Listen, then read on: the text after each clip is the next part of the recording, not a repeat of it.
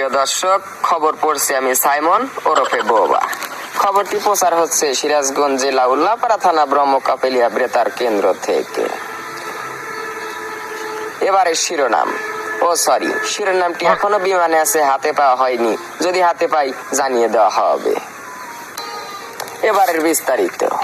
Boiler এক সাংবাদিক জানিয়েছেন, পারদারি পাটের ভুঁইতে একটি পাটি ছাগল হারিয়ে গেছে।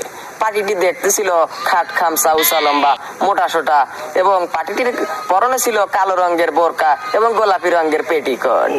যদি কোনো সহৃদয় ব্যক্তি পাটি ছাগলটি পেয়ে থাকেন, রোডের হাইওয়ে থানাতে জমা দিবেন। তার জন্য উপযুক্ত শাস্তির ব্যবস্থা রয়েছে।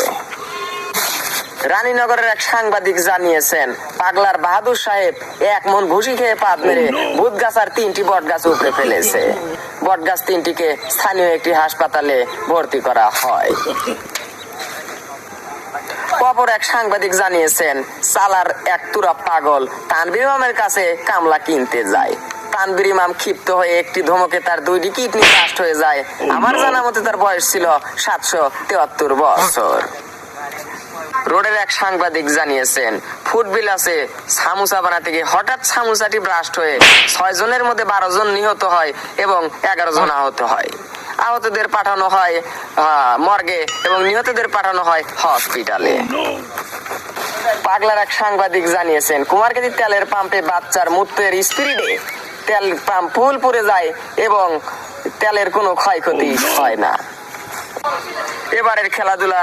অপবিশ্বাস খেলতে নেমে 2 বছর পর তার বাচ্চার বাবাকে পেলেন। পাল্টা জবাবে বুবলি মাঠে নেমে খেলতে গিয়ে 2.5 বছর তার বাচ্চার বাবাকে খুঁজে পেলেন। এবারে আবহাওয়া বার্তা। আগামীকাল সূর্য উঠলে ডুববে না, আর ডুবলে উঠবে না। আগামীকাল সূর্য উঠলে উঠবে রাত 3টায়। তাই যার যার মতো ফজর আযান দেওয়ার সময় গোসল দিয়ে রাত 12টার সময় কাপড় চোপড় সকল কিছু আপনারা শুকিয়ে নিন।